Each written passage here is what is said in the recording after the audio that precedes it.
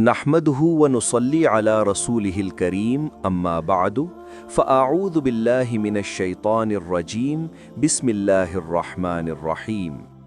ए आशिकान रसूल और ए ज़िक्र करीम के मुअज़्ज़ज़ सामिईन, आज का ये बयान कोई आम गुफ्तगू नहीं है, बल्कि ये तारीख़ इस्लाम का वो लर्ज़ा ख़ेज़ और दिल दहला देने वाला वाक़या है जिसने सहाबाए किराम के कलेजों को भी पानी कर दिया था और जिसने आसमान के फ़रिश्तों को भी गिरिया करने पर मजबूर कर दिया था।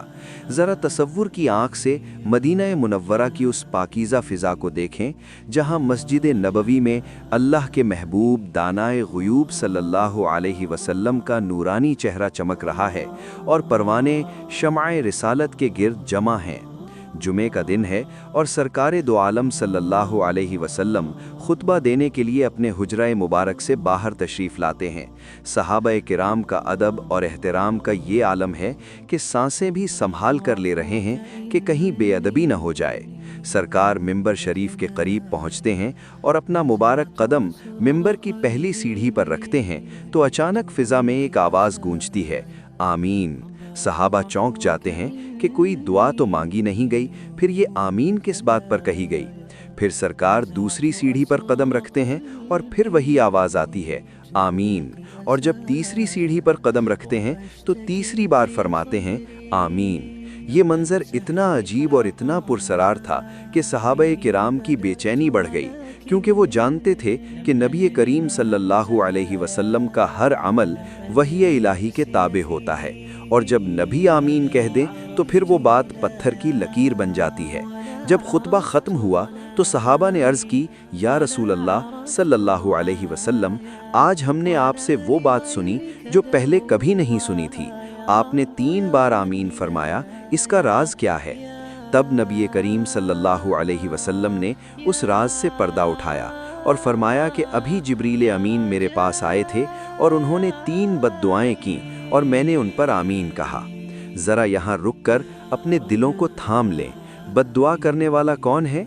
जिब्रील अमीन, जो फरिश्तों के सरदार हैं, जो अल्लाह के कहर और जलाल के अमीन हैं, जिन्होंने कौमों को उलट दिया था। और आमीन कहने वाला कौन है?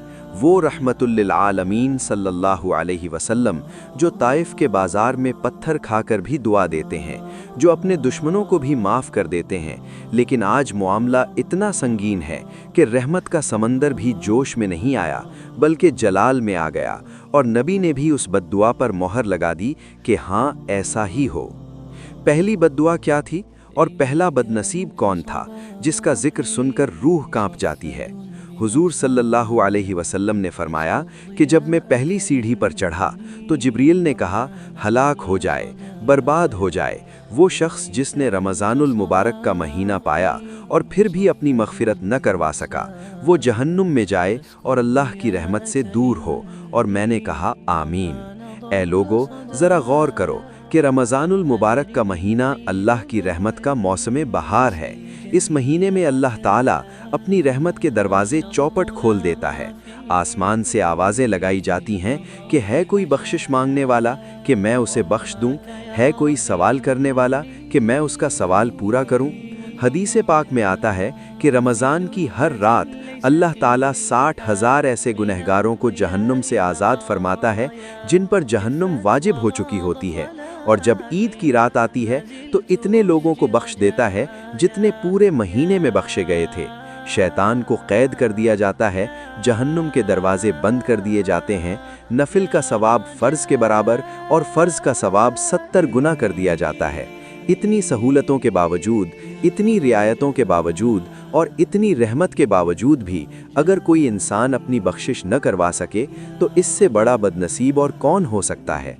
इसकी मिसाल तो ऐसे ही है जैसे कोई प्यासा समंदर के किनारे खड़ा हो और फिर भी प्यासा रह जाए, या जैसे कोई ख़जाने के दरवाजे पर खड़ा हो और फिर भी फ़कीर रह जाए। जिब्रील की बद्दुआ का मतलब ये है कि जो शख्स इस मुबारक महीने की कदर नहीं करता वो अल्लाह की नज़र से गिर जाता है, और जिस पर अल्लाह की नज़र करम न हो वो दोनों जहानों में ज़लील व ख़ार हो जाता है। آج ہمارے معاشرے کا حال دیکھ لیں کہ ہم نے رمضان کو کیا بنا دیا ہے۔ کیا ہم اس بد دعا کی زد میں تو نہیں آ رہے؟ ہم سارا دن بھوکا رہنے کو روزہ سمجھتے ہیں، لیکن ہماری آنکھ کا روزہ نہیں ہوتا، ہمارے کان کا روزہ نہیں ہوتا، ہماری زبان کا روزہ نہیں ہوتا۔ ہم سحری اور افطاری کے دسترخوان تو سجاتے ہیں، مگر مسجدیں ویران رہتی ہیں۔ ہم سارا دن سو کر گزار دیتے ہیں اور ساری رات کھیل تماشوں میں گزار دیتے ہیں۔ نوجوانوں کے ہاتھوں میں قرآن کے بجائے موبائل ہوتا ہے اور زبان پر ذکر کے بجائے گانے ہوتے ہیں۔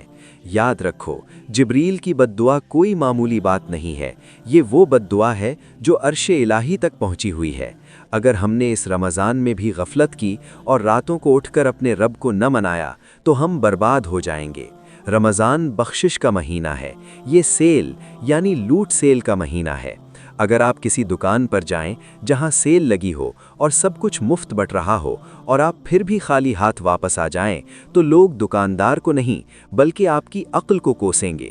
اسی طرح اللہ نے رمضان میں مغفرت عام کر دی ہے، لیکن اگر ہم گناہوں کی گٹھڑی سر پر اٹھائے پھرتے رہیں اور توبہ کے لیے ہاتھ نہ اٹھائیں تو پھر ہمارا ٹھکانہ جہنم ہی ہوگا۔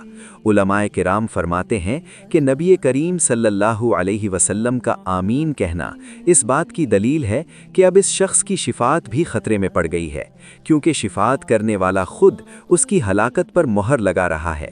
ذرا سوچو، قیامت کے دن جب ہم نبی صلی اللہ علیہ وسلم کے سامنے جائیں گے تو کس منہ سے شفاعت مانگیں گے، جبکہ ہم نے ان کے لائے ہوئے اس مبارک مہینے کی توہین کی ہوگی۔ اس لیے اے میرے دوستوں اور بزرگوں، ابھی وقت ہے، ابھی ہماری سانسیں چل رہی ہیں، ابھی موت کا فرشتہ نہیں آیا۔ ہمیں چاہیے کہ ہم آج ہی سچے دل سے توبہ کریں اور اللہ سے عہد کریں کہ یا اللہ ہمیں آنے والے رمضان کی قدر کرنے کی توفیق عطا فرما۔ ہمیں ان بد نصیبوں میں شامل نہ کرنا جن پر تیرے نبی نے آمین کہی ہے۔ ہمیں توفیق دے کہ ہم دن کو روزے رکھیں اور رات کو تیری بارگاہ میں قیام کریں، قرآن کی تلاوت کریں اور اپنے آنسوؤں سے اپنے گناہوں کو دھو ڈالیں، کیونکہ اگر رمضان گزر گیا اور ہم نہ بخشے گئے تو پھر ہماری ہلاکت یقینی ہے، اور اس ہلاکت سے بچانے والا پھر کوئی نہیں ہوگا۔ اللہ تعالی ہمیں رمضان کا ادب اور احترام نصیب فرمائے اور ہمیں ان خوش نصیبوں میں شامل فرمائے جن کی مغفرت کا فیصلہ رمضان کی پہلی رات ہی کر دیا جاتا ہے۔ اور 3 لرزہ خیز بد دعاؤں کا ذکر سننے کے بعد اب دل میں یہ سوال پیدا ہوتا ہے کہ کیا بات یہیں ختم ہو گئی، یا کوئی اور بھی ایسا بدبخت ہے جو رمضان کی رحمتوں کے سائے میں بھی دھوپ میں جلتا رہے گا؟ تو اے عاشقان رسول اور اے فکر آخرت رکھنے والو، یاد رکھو کہ جبرائیل امین کی بد دعاؤں کا یہ سلسلہ ہمیں ایک اور اہم ترین حقیقت کی طرف اشارہ کرتا ہے، اور وہ ہے بندوں کے حقوق اور رشتہ داریوں کا تقدس۔ علماء کرام اور محدثین فرماتے ہیں کہ اگرچہ اس خاص حدیث میں 3 گروہوں کا ذکر ہے، لیکن احادیث کا نچوڑ اور رمضان المبارک کی دیگر روایات ہمیں بتاتی ہیں کہ ایک چوتھا گروہ بھی ہے جس کے لیے آسمان کے دروازے بند کر دیے جاتے ہیں، اور وہ گروہ ہے کینہ پرور اور رشتہ داریاں توڑنے والا، یعنی قطع رحمی کرنے والا۔ ذرا غور کریں کہ اللہ رب العزت کی رحمت رمضان المبارک میں جوش میں ہوتی ہے، مغفرت کی ہوائیں چلتی ہیں، ہر کس و ناقص کو بخشا جا رہا ہوتا ہے، مگر حدیث پاک میں آتا ہے کہ شب قدر جیسی عظیم رات میں بھی اور شب برات جیسی فیصلہ کن رات میں بھی اللہ تعالیٰ پوری مخلوق پر نظر رحمت فرماتا ہے، صرف 2 لوگوں کے، ایک وہ جو اللہ کے ساتھ شرک کرتا ہے، اور دوسرا وہ جو اپنے دل میں مسلمان بھائی کے لیے کینہ رکھتا ہے یا آپس میں بول چال بند کر دیتا ہے۔ یہ وہ چوتھا بد نصیب ہے جس کی عبادتیں اس کے منہ پر مار دی جاتی ہیں۔ ہم اور آپ دیکھتے ہیں کہ لوگ پیشانیوں پر سجدوں کے نشان تو بنا لیتے ہیں، ہاتھوں میں تسبیح بھی ہوتی ہے، زکوٰۃ بھی دیتے ہیں، مگر اپنے سگے بھائی سے بات نہیں کرتے، بہنوں کا حق کھا جاتے ہیں، یا رشتہ داروں سے معمولی سی بات پر تعلق توڑ لیتے ہیں۔ ایسے شخص کی مثال اس برتن جیسی ہے جو الٹا پڑا ہو، خواہ کتنی ہی موسلا دھار بارش کیوں نہ ہو جائے، الٹا برتن کبھی نہیں بھر سکتا۔ بالکل اسی طرح جو شخص اپنے دل میں نفرت اور بغض رکھتا ہے وہ رمضان کی رحمتوں سے کبھی نہیں بھر سکتا۔